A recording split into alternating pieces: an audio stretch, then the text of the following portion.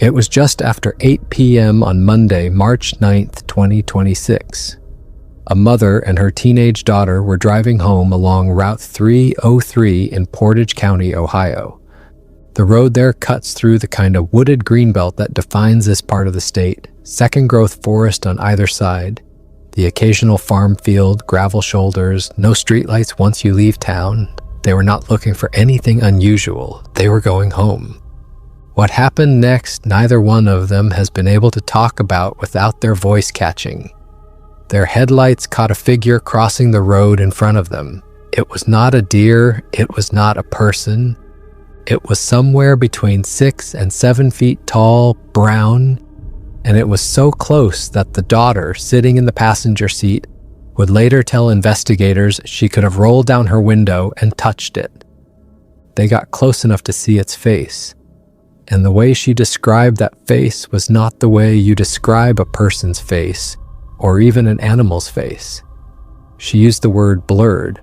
The way it moved, the way it crossed those 4 lanes was not the gait of any animal native to Ohio. The two of them used the same word independently when they gave their accounts to investigators a few hours later. They called it a stilt gait. Long-strided, stiff in the legs, almost mechanical. In and out of the headlights in about 2 seconds, and then gone into the brush on the other side. The mother kept driving. They didn't stop. They didn't go back. They went home and called someone they trusted, and that person told them to call Jeremiah Byron at the Bigfoot Society. Within 12 hours, both of them had given full statements. Here's the thing you need to understand about that sighting, and the reason I'm telling you about it before I tell you anything else. It was not the first one that week. By the time the mother and daughter saw whatever they saw on Route 303, 4 people in the same county had already reported the same kind of encounter. Different days, different times, different locations, but all within a few miles of each other along the same wooded corridor. By the next afternoon, 3 more people would call in. 8 high-credibility sightings in 5 days, all clustered along a single trail system in northeast Ohio. The cryptid research community has a word for what was happening up there, and it's a word they're very careful about using. They call it a Bigfoot flap. And the last time anyone called what was happening in Ohio a flap, it was 1978, 50 miles southwest of where the mother and daughter saw their figure on Route 303. I'm Alex, and what you're about to hear is one of the strangest things to happen in the world of Bigfoot research in 50 years. 8 people, 5 days, 1 trail, and nobody can explain it. Stay with me, and by the end of this, you'll understand why this isn't just another viral sighting encounter story. This is something different. Something is happening. To understand what was happening in northeast Ohio in early March, you have to start at the beginning, and the beginning was a Friday. Friday, March 6th, 2026. 12:23 in the afternoon, bright sunshine. A cryptid researcher was walking near State Route 44 in Mantua Center, a small village that sits on the western edge of the Headwaters Trail, which is the name of a converted rail trail that runs along an old river corridor through 3 of Portage County's small towns. He was not in the field looking for Bigfoot that day. He was running an errand. And what he saw, he would later tell investigators, was something he was not prepared to see at midday. About 120 yards out, standing at the edge of the tree line, was a figure he estimated at 9 feet tall. Brown all over, broad-shouldered, and it was looking directly at him. This is the part that experienced researchers fixate on. Bigfoot sightings, when they happen, overwhelmingly cluster at dawn, dusk, and in full darkness. There are obvious reasons for that. The animal, if it's an animal, is reported to be deeply nocturnal, and the witness is more likely to encounter it when the animal is moving. A 12:23 p.m. sighting in broad sunlight is not just rare, it's anomalous. The researcher did not run. He stood. The figure stood. They locked eyes for what he later estimated was somewhere between 5 and 10 seconds. And then slowly the figure turned, walked into the trees, and was gone. He didn't follow. He went home and made a phone call to Jeremiah Byron at the Bigfoot Society. That was the first sighting. The next one came less than 36 hours later. Saturday night, March 7th, 10:52 p.m. Same general area near the Headwaters Trail. A different witness, this time on foot, was about 40 yards from the trail's edge when he saw what he described as an 8-foot dark brown figure step out from behind a tree. Same broad shoulders, same upright posture, different color, slightly different size, possibly a different animal. What this witness reported that the first one didn't was the sound.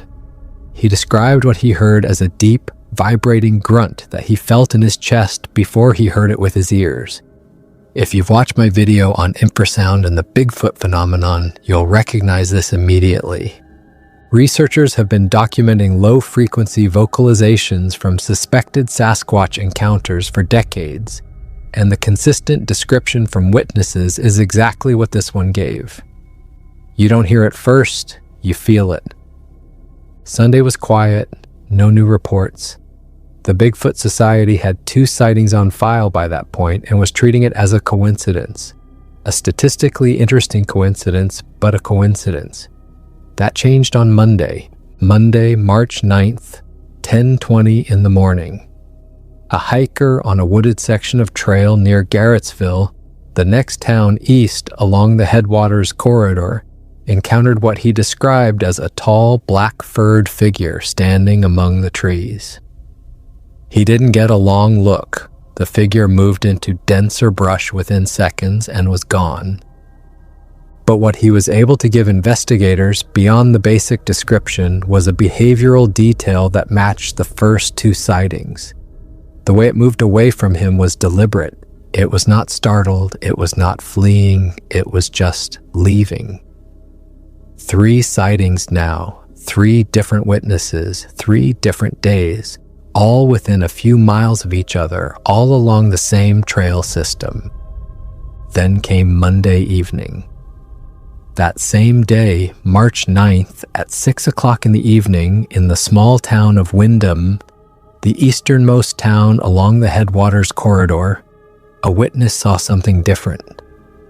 Not a tall figure, not 9 feet, not 8 feet. This one was about 6 feet tall, smaller framed, brown furred. What stood out was the gait. The witness described it as exaggerated, long, strided in a way that didn't match the size of the figure. Researchers immediately flagged it as a possible juvenile. If you've been watching this channel for a while, you'll remember the video I did about Bigfoot juveniles and infants, why we so rarely see them, why the cases that do exist are some of the most evidentiary in the database. This Windham sighting fit the smaller juvenile profile that Wolf-Henner-Fehrenbach's footprint statistics work would predict. A 6-foot animal with an outsized stride is not a small adult. It's likely a younger one stretching its growing limbs. So now we had 4 sightings in 4 days, 3 large adults, 1 possible juvenile, and all of them along a single corridor. 2 hours later, the Route 303 mother-daughter incident happened. The one I told you about at the start. 8 p.m., 3 feet of clearance, blurred face, stilt gait. Sighting number 5. I want to pause on this one because I don't think people understand how unusual it actually is. Bigfoot sightings from inside a moving vehicle on a public road are rare. Bigfoot sightings where the witness gets within 3 feet of the animal and lives to talk about it are extraordinarily rare. The mother and daughter were not in the woods. They were not looking for anything. They were driving home. Whatever crossed the road in front of them did not act like an animal startled by headlights. It walked, calmly, across 4 lanes in about 2 seconds. The next 30 hours produced 3 more sightings. At 4 a.m. on Tuesday morning, March 10th, a resident of Newton Township in Trumbull County, the next county east of Portage, was woken up by something massive crashing through the brush behind her house. She didn't see it. The dog did, and the dog reacted, she would tell investigators, in a way she had never seen a dog react before. Not the bark a dog gives a coyote, not the hackle-up posture they give a black bear. Something deeper. The dog backed away from the window with its tail tucked and refused to go outside for the rest of the day. This is, again, a documented pattern. Dogs in suspected Sasquatch encounters consistently respond differently than they do to known predators. There's research on this, incomplete research, contested research, but research that suggests dogs may be picking up on either an unfamiliar scent, an infrasound emission, or some combination of both that simply does not register in their training around native wildlife.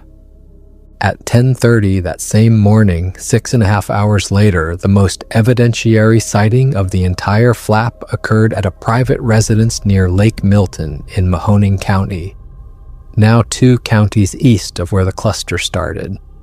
A woman was at her kitchen window, doing whatever you do at 10:30 on a Tuesday morning. She looked up and there was a 7-foot dark reddish-brown creature in her yard. Not a glimpse, not a shape, a clear, unobstructed view at maybe 60 feet. And she watched it for 30 full seconds.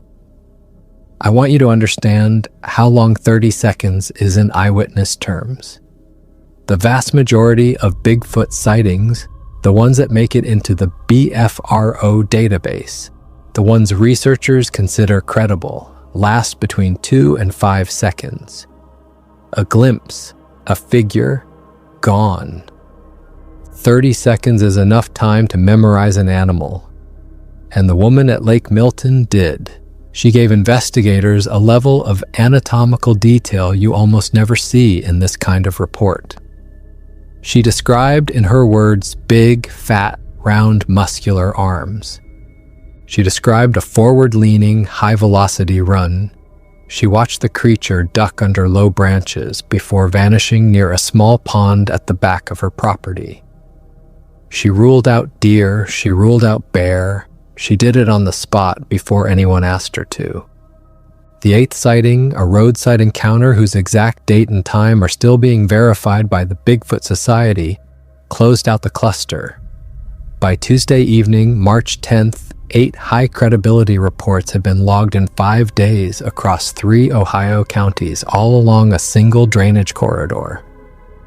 30 seconds. That woman watched something for 30 full seconds out her kitchen window. I personally think, and I'll say this plainly, there is no version of this where she is confused about what she's seeing. Either she's lying, which nobody in her life believes she'd do, or she actually watched a Sasquatch in her backyard for half a minute. Those are the 2 options. Here's where it gets harder to dismiss. When Jeremiah Byron and his team at the Bigfoot Society started plotting the 8 sightings on a map of northeast Ohio, they noticed something the individual reports didn't show on their own. The pins didn't scatter, they lined up. Mantua Center, Mantua, Garrettsville, Windham, Newton Township, Lake Milton. Trace those points on a map and you don't get random distribution, you get a route. East-southeast, then bending south, following the contour of an old river drainage that runs from the headwaters of the Cuyahoga down toward the Mahoning River system at West Branch State Park. The Headwaters Trail itself, the rail trail that the first 3 sightings clustered around, was originally built on a railroad bed that followed that same drainage, because that's how 19th century rail engineers worked. They followed water. This is the part of the flap that I find genuinely difficult to explain away. Byron's mapping work, which he posted publicly to the Bigfoot Society's Twitter and Facebook accounts in mid-March, suggested something he started calling a pincer movement. A 10-foot black figure tracking northward near Newton Falls, confirmed in 2 separate sightings, and a reddish-brown figure pushing south toward West Branch State Park along the Mahoning River corridor. 2 animals, possibly a third counting the smaller juvenile profile sighting at Windham, all moving along the same waterway system in coordinated but opposite directions. Now, you could read that 2 ways. You could read it as evidence that what's being reported is real, because 2 coordinated animals moving along a drainage corridor is exactly what biologists would predict if a population of large mammals was relocating through territory. Or you could read it as confirmation bias, researchers seeing a pattern in scattered data because they want to see one. I've been looking at the map for weeks. I personally don't think it's confirmation bias. The reason I don't is that the corridor maps to something else, something that predates the 2026 cluster by 150 years. Every documented Ohio Sasquatch tradition I have been able to find references waterway travel. The Grassman, which is what Ohio Bigfoot researchers call the regional variant, has been described as a waterway corridor animal since the 1800s. The Shawnee and Delaware oral traditions about what they called the wild ones of the woods, and I'll get into this in detail in a few minutes, also place them along rivers and grassland edges. If 2026 is a hoax, it's a hoax whose perpetrators happen to pick a corridor that aligns with 2.5 centuries of regional cryptid tradition. That's possible, it's just not parsimonious.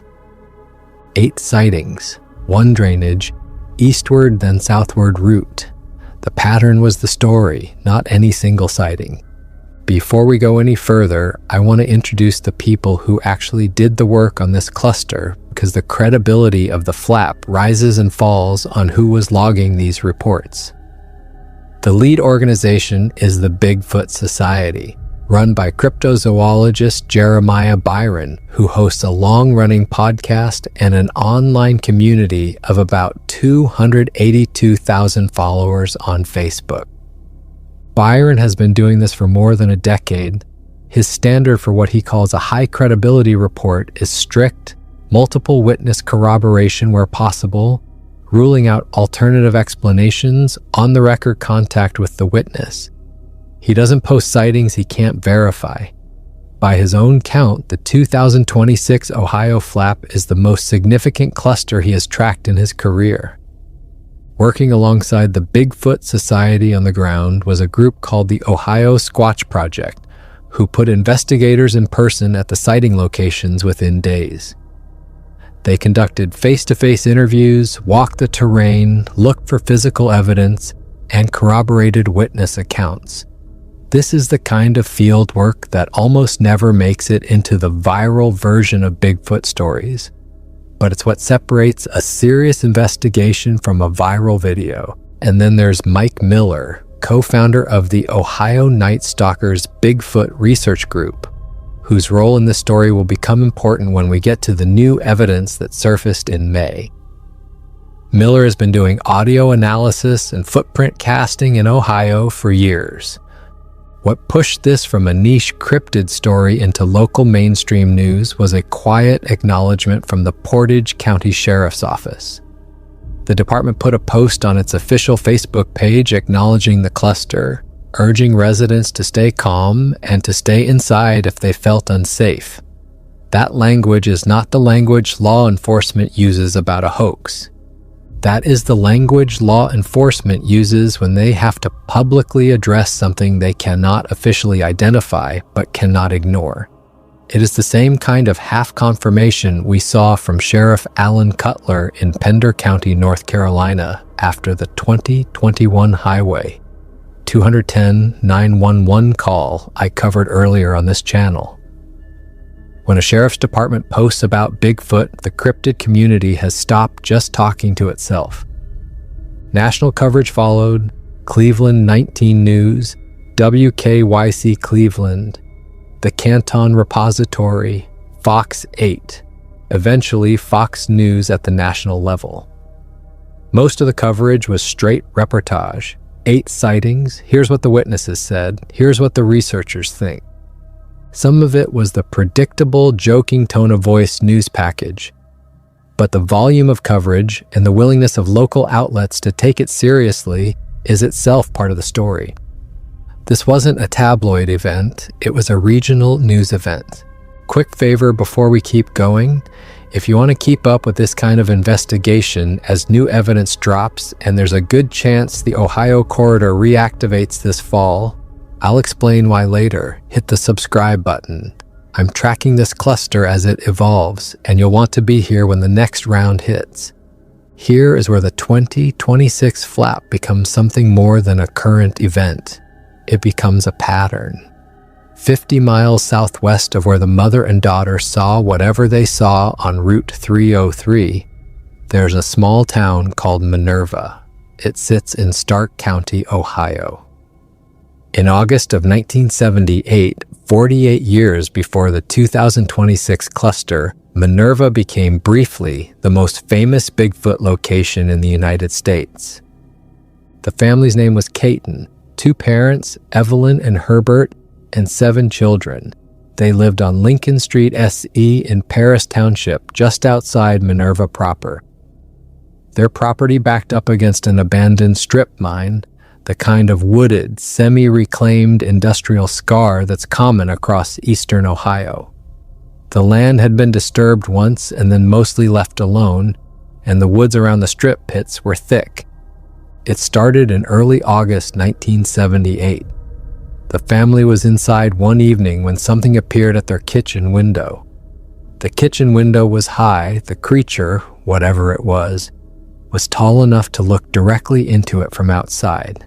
They estimated it at over 7 feet. It had what the children, in their separate interviews with deputies, all described the same way. Glowing red eyes. It came back, not once, not twice, night after night. And at some point during those weeks, it started throwing rocks at the house. The Catons called the Stark County Sheriff's Office. Deputy James Shannon was the first one dispatched. Shannon went on the record at the time saying that when he arrived on the property, he was hit immediately by what he described as a strong, unusual odor. He used the words musky ammonia.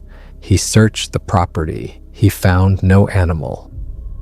But the smell was real, and so were the rocks. The sheriff's department, on the record, did not consider the Catons to be hoaxing. That is in the official paperwork. Reporters and Bigfoot hunters descended on Minerva over the next few weeks, some of them at the time showing up armed with rifles and shotguns and Dobermans. The Catons stopped giving interviews. The family wanted the spotlight off them. Decades later, they still did. After Evelyn and Herbert died, the surviving family members put up fencing to keep curiosity seekers away from the property. They never recanted, not in 1978, not in 1985 when researcher Don Keating went back and re-interviewed them. Not in 1991 when he went back again. Their account did not shift a single substantive word across 13 years. In 2015, filmmaker Seth Breedlove released a feature documentary called Minerva Monster. Breedlove interviewed the surviving Caton children, the deputy who responded that first night, and the Akron Beacon-Journal reporter who covered the original story. The documentary doesn't try to prove anything, it just lets the witnesses talk. Don Keating, who has spent a lifetime documenting Ohio Bigfoot reports and runs the annual Bigfoot conference at Salt Fork State Park, has gone on record saying that if you ranked Ohio sightings by credibility, the Minerva case would easily be in the top 3. And here's the gut punch: the 1978 flap and the 2026 flap line. Up across nearly every dimension a researcher would check. Both followed brutal winters, both occurred along waterway-adjacent rural-suburban interface. Both involved multiple, unconnected witnesses describing the same physical profile: 6 to 10 feet tall, broad-shouldered, dark fur, exaggerated upright gait, deep vocalizations. Both produced a documented strong musky odor. Both included testimony from law enforcement officials who had not officially endorsed the conclusion, but would not dismiss the witnesses as hoaxers either. Both happened in northeast Ohio, 50 miles apart, separated by 48 years. Both produced no clear photograph and no recovered body. This is the part that bothers me the most. If 2026 Bigfoot flap is just a hoax wave or some kind of mass misidentification, then why does it match the 1978 case so cleanly? Coincidence doesn't usually rhyme this well. I personally think you're either looking at a copycat hoax that somehow managed to hit every regional Bigfoot tradition marker by accident, or you're looking at a population that still lives here. Okay, let's talk about the Grassman. Most people who encounter Bigfoot research start with the Pacific Northwest version, the Patterson-Gimlin film, the Olympic Peninsula sightings, the Cascade Range. The Sasquatch of the West Coast cedar forests is what gets most of the attention, most of the documentaries, most of the cultural footprint. But Bigfoot, if it exists, is not just a Pacific Northwest phenomenon, it's a continental phenomenon. And the version of the animal that has been reported in Ohio for 2.5 centuries is different enough from the Pacific Northwest profile that researchers have given it its own name. They call it the Grassman. The name comes from a behavior that's specific to the Ohio variant. Witnesses across multiple decades and corroborated in the work of researchers like Christopher Murphy and Jody Cook in their book Bigfoot Encounters in Ohio, Quest for the Grassman, have reported finding large woven structures in remote Ohio fields and forest edges. Not random piles of brush, intentional interwoven nests built from tall grasses, branches, and farmland debris. Some of the documented structures have been large enough to shelter 3 full-grown adult humans. Whether the animal builds them as dens, as territorial markers, or as something else entirely is still debated. But the structures exist. Researchers have photographed them. The Grassman gets its name from those nests. The behavioral profile separates from the Pacific Northwest Sasquatch in a few specific ways. The Grassman is reported in family groups more often than alone. Pair sightings, juvenile sightings, occasional reports of 3 or more individuals together. The Pacific Northwest version is overwhelmingly described as solitary. The Grassman is also reported as taller on average. 8 to 10 feet is a more common upper estimate in Ohio reports than in Washington or Oregon ones. And the Grassman is associated repeatedly and consistently with 2 specific environmental signatures: a heavy musky odor that witnesses compare to musky ammonia, and a documented preference for waterway corridors as travel routes. Look at the 2026 cluster against that template. Multiple individuals, possibly including a juvenile. Heights ranging from 6 to 10 feet. Documented odor in some of the witness accounts, with the new evidence drop reinforcing it. Travel along a drainage corridor. That's not a Sasquatch wandering east from the Cascades. That is, behaviorally and morphologically, the Grassman. The tradition goes back further than the modern term, though. The Shawnee, who held much of what is now eastern and central Ohio before forced removal in the early 1800s, had stories about large, hairy, bipedal beings they called by various names depending on the dialect, a category of beings often translated into English as the wild ones of the woods. The Lenape, also called the Delaware, had similar stories. These were not children's tales. They were part of the cosmological landscape. The beings were sometimes described as guardians of certain places, sometimes as dangerous, almost always as deeply tied to specific waterways and woodland edges. I want to be careful here because indigenous traditions are not Bigfoot evidence in the way Western researchers sometimes try to use them. The Shawnee and Lenape were describing a category of beings inside their own framework, and that framework should be respected on its own terms.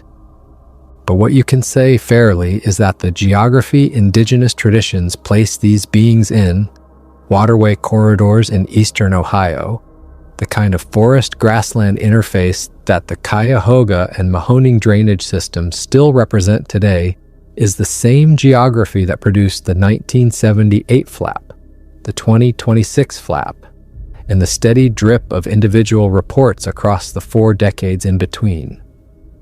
The BFRO database lists 326 historical Bigfoot sightings for the state of Ohio.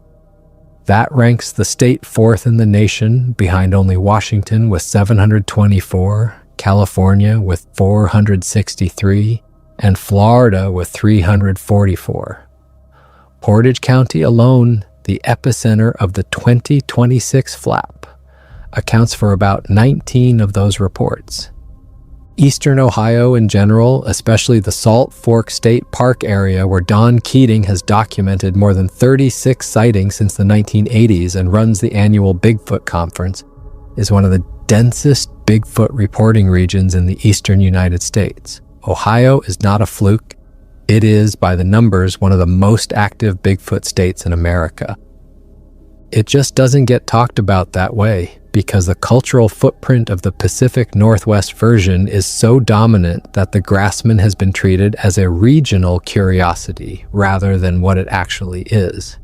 A parallel population with 250 years of consistent reports. The Ohio flap was, by most measures, over by mid-April. Activity in the headwaters corridor quieted.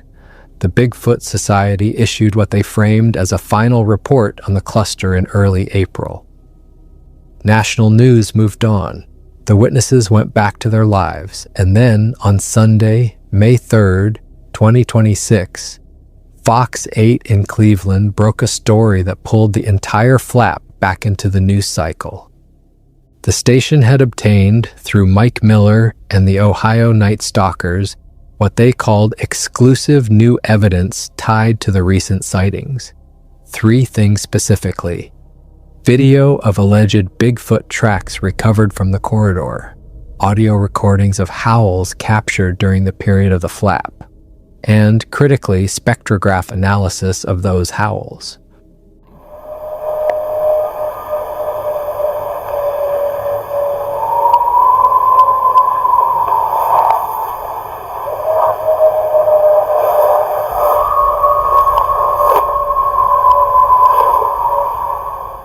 The footprint video showed depressions in soft ground that were consistent with bipedal locomotion.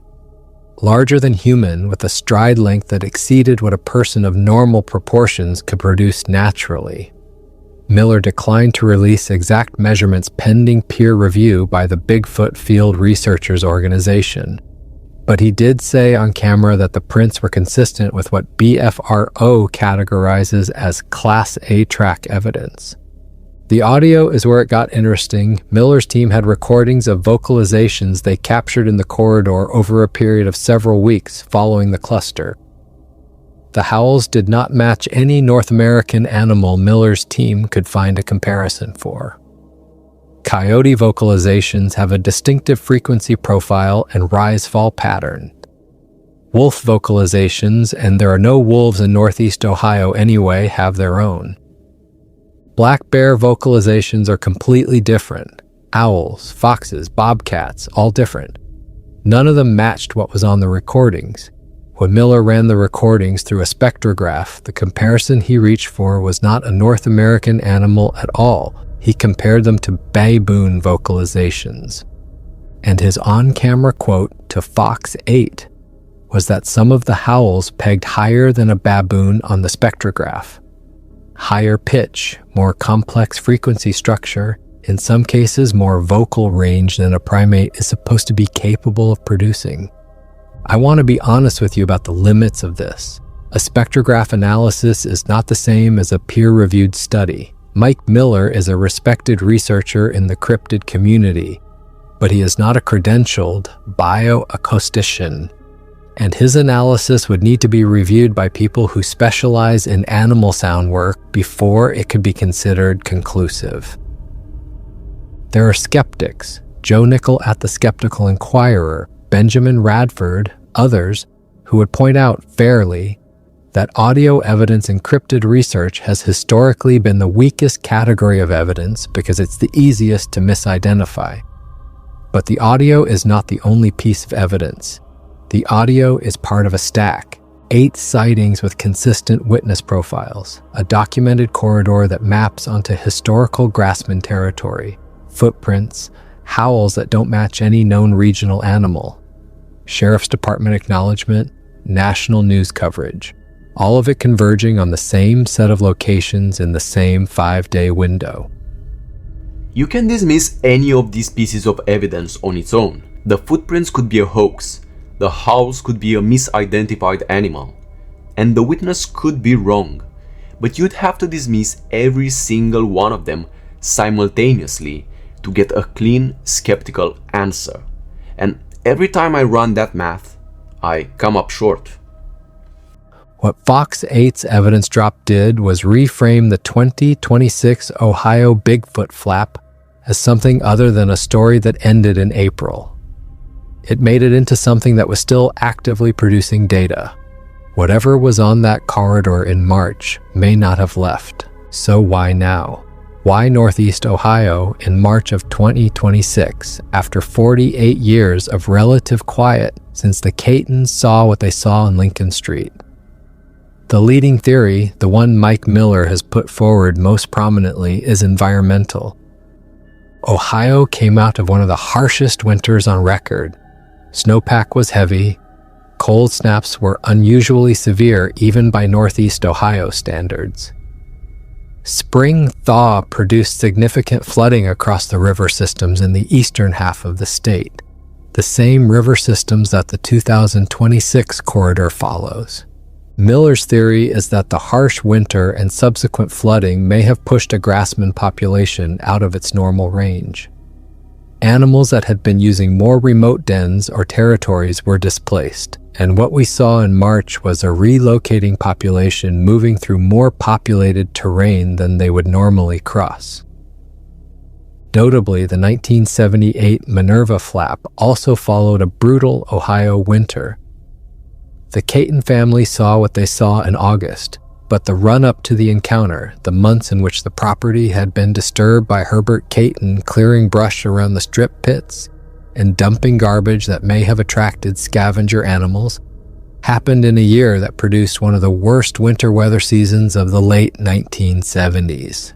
2 flaps, 50 years apart, both following brutal winters. That is either coincidence or signal. The second theory is less environmental and more behavioral. Miller and Byron have both raised the possibility that what we saw in 2026 was a family group rearing young in the area. The smaller juvenile profile sighting at Wyndham fits that theory. So does the broader pattern of multiple individuals operating along the same corridor at the same time. If a Grassman population is reproducing in the eastern Ohio drainage system, you would expect to see exactly the kind of clustered, multi-individual activity that the 2026 flap produced. The third theory is the simplest.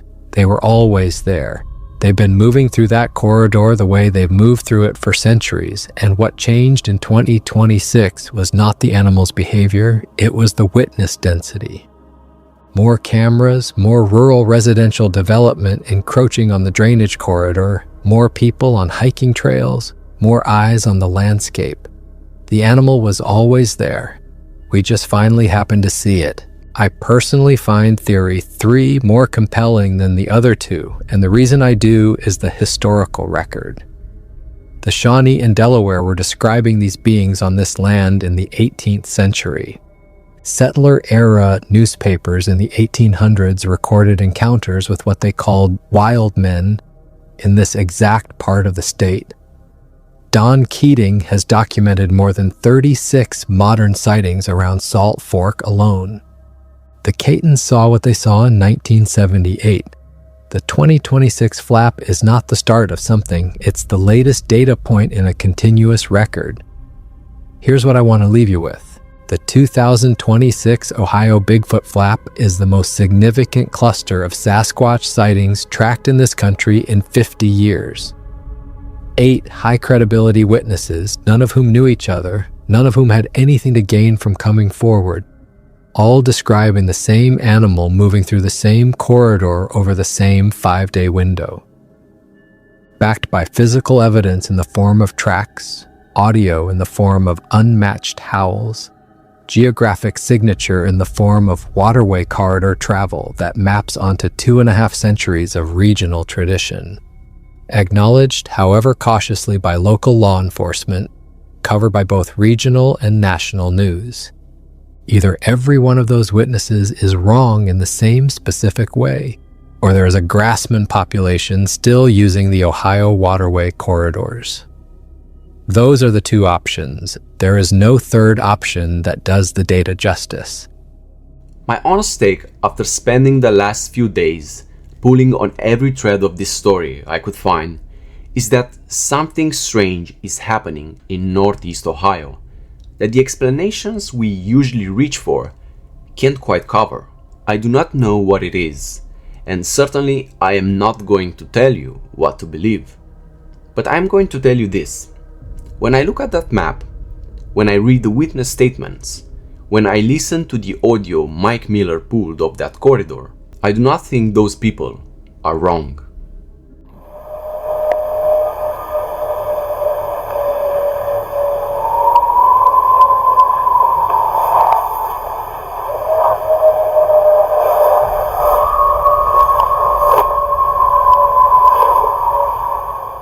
If you live in Ohio or in the western Pennsylvania foothills that border the Ohio drainage system, which is the obvious next territory along the corridor, and you've seen something you couldn't explain, drop it in the comments. The Bigfoot Society is still actively collecting reports, and so am I. Several of the most useful things I've ever included in videos on this channel have come from comments left by viewers who saw something and didn't know who to tell. The Grassman has been on Ohio land for a long time. Whatever was moving through Portage County in March, the historical record suggests it didn't show up in 2026 and probably isn't going anywhere. The corridor goes quiet for years sometimes, but it doesn't go quiet forever. I'll keep watching, so should you.